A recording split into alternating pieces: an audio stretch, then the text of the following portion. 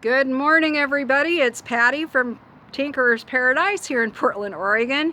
Welcome everybody who's brand new here for the first time, and welcome you, my new subscribers, and those of you who've been here from the beginning. Thank you for hanging around. I really love my community, and I apologize for not being around very much these days. I have a lot going on. But I'm going to go ahead and give you a little update on that later, but I want to show you the garden and show you kind of some fun things that are going on here. Right in front of me, I have a fig tree, and I'm going to step off here. That is a fig tree, and that was about 1.5 feet tall when I first put it in this pot here this year. This little vine, I didn't know what it was. I was assuming it might be a cucumber because of the small leaves, but I'm realizing now it's some kind of squash or something. And I've got some switchgrass in there. I hate this stuff. And I was looking at it. I was looking at it going, oh, look at that. Isn't that cute? It's a little furry baby.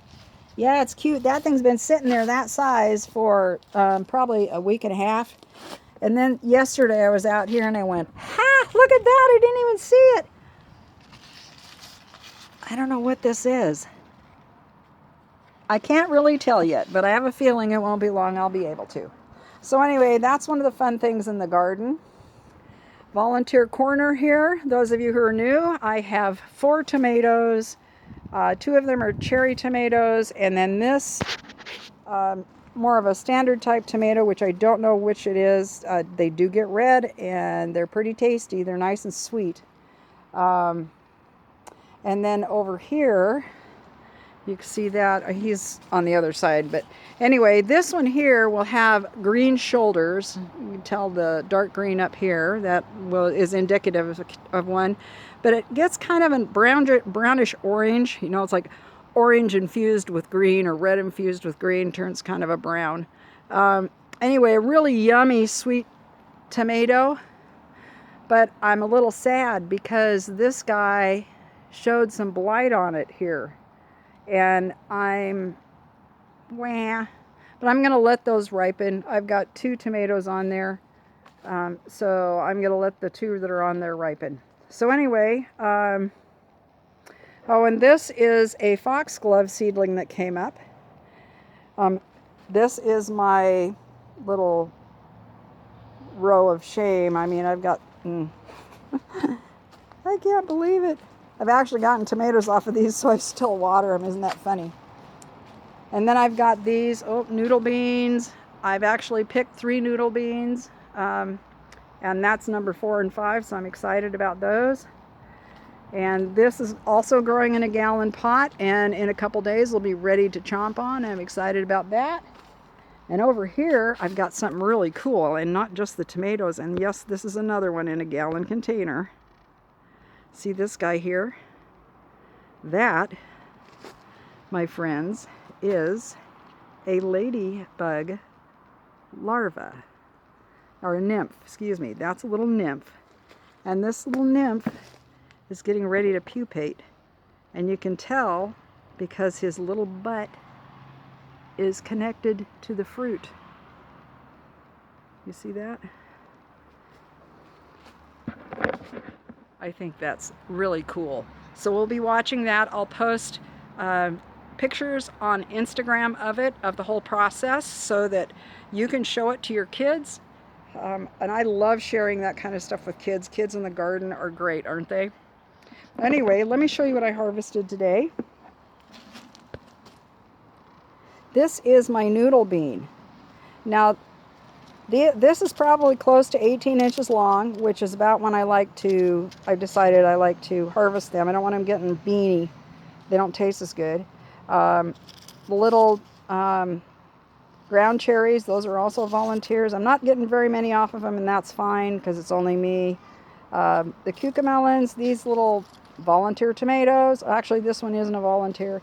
These smaller ones down here are. I've got a tomato over there that was supposed to be a sun gold. It turned out to be something else.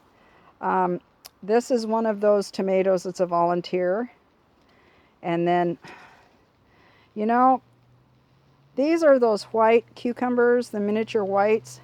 And originally they all came out really nice. And then it kind of stopped. And then everything that I'm harvesting looks like this, which I'm assuming is a pollination issue. So I'm still picking them, still enjoying them, but they just look kind of ugly. Yeah. My beans, both the Trofino Violetto and the other one that I'm growing, which I can't remember the name of, begins with a C right now. Well, anyway, those are doing well still. Still producing a handful a day, but the beans are definitely getting tired there. These are doing really well, but I think that the heat, these are Kolima beans, that's what they are. The heat is getting them. Now I've got also Monarda citrodora here, these flowers, and I've grown these more for the pollinators than to make tea out of them. I will in the future make tea out of them. But this, oh my word, I'm standing here and all I can smell is the vanilla fragrance of the heliotrope. Now I put it up here on purpose so that I can come up here because it's just about at nose height. Perfect. A sunflower that was a thank you gift from a neighbor for helping to save her mom's dog. And this, I think it's supposed to be a tricolor amaranth. Well, anyway, it's an amaranth, and it's got really pretty, it's growing really well in this bed, so I'm very happy. I have harvested my lemon verbena, that's what this is, twice already, and I've got a third harvest I will be getting off of it. This is the Yeti, the last swan song of the Yeti. It is nasturtium. It is really, the thing it's producing right now is seed. I have an abundance of seed here. I'll show you. If you want to save seed off your nasturtium, this is where you look for it. You can pick it off the plant if you want, but it really just falls off of it. This is starting to slow down. The leaves are coming on smaller now, and I've noticed a little bit of mildew on it. But these are the Rondenise zucchinis, and they're still producing, or at least one of the plants is. I'm very glad. This mystery salvia, or whatever the heck it is not blooming yet. I am like, what is wrong? See that there? That's the same plant. That thing is like 4 feet tall.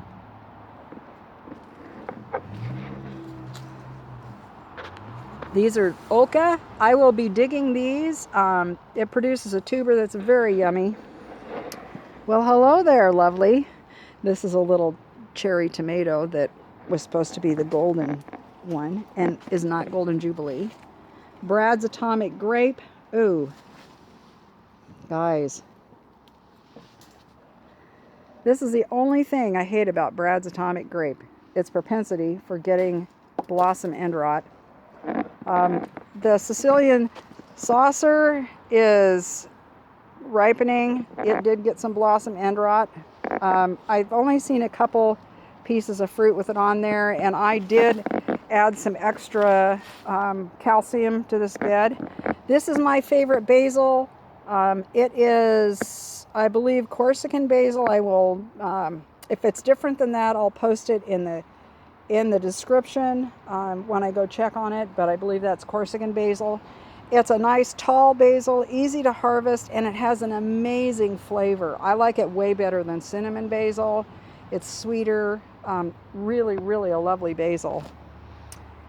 And then my brandywine is doing nice and thinking about ripening here. I'm going to go ahead and cut my tomatoes back because I want things to ripen. We don't have a long tomato season here, so that's what I'm going to do. Cucamelon is starting to get yellower, as is the cucumber. Ugh. Here is a sad thing. These tomatillos, they're so heavy, and I only have a short trellis on them. This literally snapped off in the wind the other day. And these were the heaviest, closest to being ripe or ripening. This guy here is pretty close. Yeah, that was kind of sad. So anyway, another volunteer tomato. This has a couple on it. I did cut that back already. This is Sweet Annie. a lovely, almost like a vanilla sugar kind of a fragrance to it. Really, really sweet. Strewing herb. You can use it in wreaths. If you do like an herbal wreath in your house, that's a really nice thing to do. So yeah, and I transplanted these basils, but they have never caught up. This is what happens when you transplant late. Now this guy here, this one, I got smart after that one broke, and I cut the branches off, and it kept it from snapping. It was close, you can see right there. So yeah, and I want to show you this, the purple tree collard that I cut way back. You can see right there is the cutoff line, and it just grew up like this. If I had taken it and cut it more, it would have branched down and would have been very shrubby. I might do that next year. And then look at this. Isn't that glorious? That is pollinator heaven up there. How about that? Yep. And you can see back in there, there's some little black-eyed Susans. Let's walk back there. I'm going to walk back there and show you those guys, because these are one of my favorite flowers. I'll be saving some seeds off of these to share. Speaking of seeds to share, I do have some seeds that I'll be offering up. Oops. Well, that's not good. Anyway, this is a small little black-eyed Susan. Rudbeckia trifoliate, I think is what it is. Anyway, it is a really lovely, just floriferous, as you can tell. It just keeps sending up new flowers, new flowers, new flowers. It's been blooming for about 3 weeks or more already, and it's still lovely. Once these petals fall and these ripen, I will be gathering seeds from them, and I'm really looking forward to that. I do want to take this plant with me. I do have a start that I can take in case that doesn't work out. If somehow I have to leave here sooner. The hydrangea. Guys, I want to share this with you. These are Arborvitae. They basically are like a cedar. And the roots of those things come clear over by where I'm standing. And this area is just hard to keep watered. It's terrible. And there's fir trees and holly and more fir trees. So yeah, it's a bugger to keep watered. As this poor guy will attest to. So the rest of the garden here. And I am going to have a garden junk sale. You think I need to? This is something you guys have seen in the background, but you haven't seen what all's here. Look at all this crazy metal. I was going to do some garden art with some of this stuff. These were going to become a trellis, which they still might. I'll find somebody that welds, and I will get that made into the trellis that I wanted. But I've got all kinds of things here, and I've used these in the garden. You know, this is one of the things I love to do, is to take things that were used for one thing and turn them into something else. This, oops, not that there, but what's behind it. I used to hang that on the fence, and people would always comment on it, and it's a tray. It's a decorator tray for like home decor. So if you like it and you think it's going to look good on your fence, hang it on the fence. Use things like that, put a flat stone on top of them, make a table out of it, or put a gazing ball in it, or like this bowling ball there. Yep. But I got all kinds of crazy things around here. Yep, that guy right there, that used to be an ugly lamp with dark amber glass in it that hung the opposite way. And I loved the metal, so I broke the glass out of it and put it on that old torchère stand. And I get a vine that climbs on that. The black-eyed Susan vine is beautiful on that. Okay. I do love rust. So, I did mention that I was going to do an update about how I was doing, mostly because of everything that's been going on in Portland. I felt like I really needed to do this to let you guys know how I am doing personally with all of it. You know, a year ago I lost my husband, and I was going to be moved by this spring or this summer. That was the plan. We were planning on going through his vast, numerous projects and tools and all the stuff, have a sale, and then put this up for sale, and I would be able to move out of Portland, out of Multnomah County, where it would be more affordable and quieter for me. This has honestly been like living on the mission field. And these last months, it was not, let's see, Ben died in August. I went into isolation because of COVID March 13th. Now, my family's an hour away, and I don't have my neighbors, both neighbors on both sides had moved out. So basically, I was here alone. And that was a deep, hard time. I did post something on my Facebook page as a comment to one of my posts recently. I think it was one about a realtor stealing fruit. But it came out in the conversation, and somebody, a friend of mine, a good friend of mine, said, well, you sound discouraged. You know what? If anybody has reason to be discouraged, it's me. I do. I am not without hope. It was very difficult the other night, 2 nights ago, when that man was shot in the chest and murdered by one of the rioters that was opposing the peaceful protest of the Patriot Prayer Group that was going through downtown Portland. It was a pro-Trump event. They had been peaceful, and then you could see the rioters coming around them and trying to agitate them, and this is how they operate. I've watched so much video, and I've seen this for years going on here. It started with 10 years ago. We had people that would come in when there was a peaceful protest, and just they'd go in and break windows in businesses and all this. And I gotta say, the attitude of our current administration in this city, we are rolling our eyes. They are not holding anybody accountable. They aren't. And finally, they're going after this guy because he killed somebody. Police have taken early retirement. Our forces are way down. They defunded the police so they don't have as many police on the streets. There was a house yesterday that was shot 22 times. 22 times. It was the only black family in the on that street, and we are assuming that's what it was, but somebody went through there and shot the house up. And it could have been somebody trying to make it look like it was, Black Lives Matter counterattack or whatever. We don't know who it was.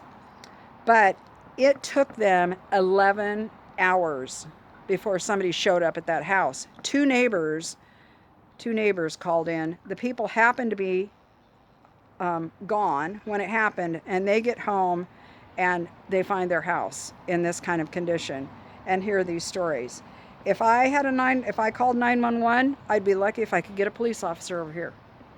That's frightening. So I'm a little distressed. It's a little unnerving. Kind of unravels you a little bit. However, I remember who I serve, and for those of you who are new here, I'm a Christian, and I have a firm faith. And believe me, even all throughout time, even in the Bible, those that had strong faith, they suffered discouragement.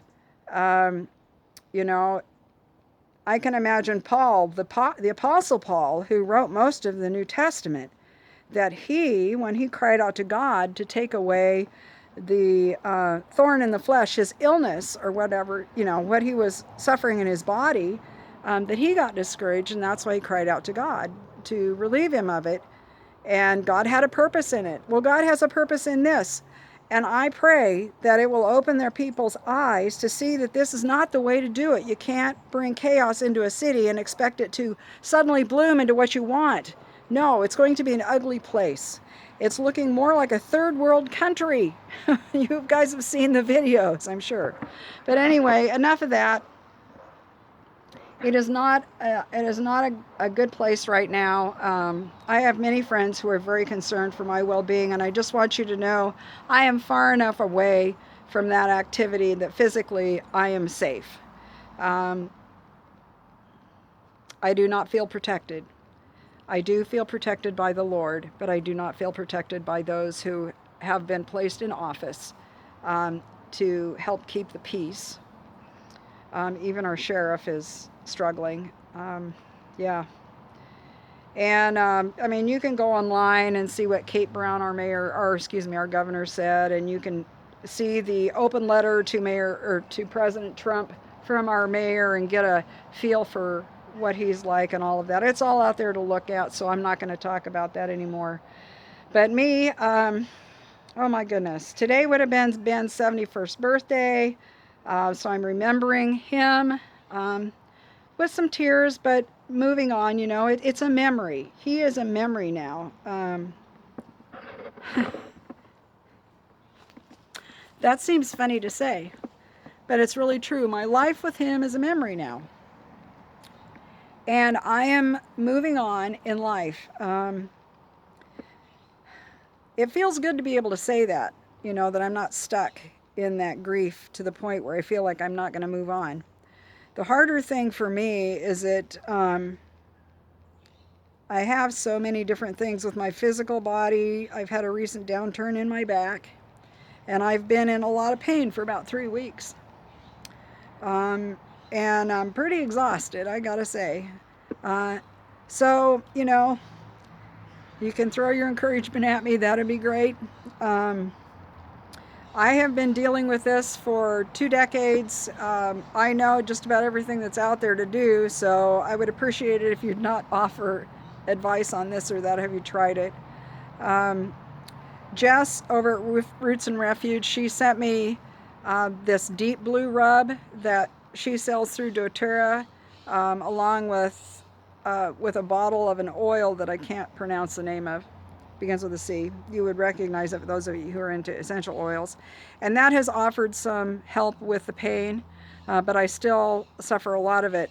And it's because I have degenerative disc disease and a narrowing of the spinal canal. And I've lost like 3 inches in my height in the last 20 years. Probably 2 inches in the last 10 years. So all of that to say that it's my back that's causing the pain. And when my back is out of alignment, which it is right now, it makes me hurt from the waist down, and my left leg is very weak. Stairs are a challenge, but I'm still getting up and down stairs. I'm still doing the laundry, still doing the dishes. Some days I don't feel like cooking. Some days I want to scream. And every day I'm praying. I'm praying for a lot of other people. I'm reaching out, trying to reach out and connect with people who I know who are alone, other widows and people that I know who need encouragement also. And when I see somebody on Facebook, I am ready with a word of encouragement, which I am so grateful for. That is one of the beauties of going through a struggle, is you know how to encourage others with the encouragement that you've received.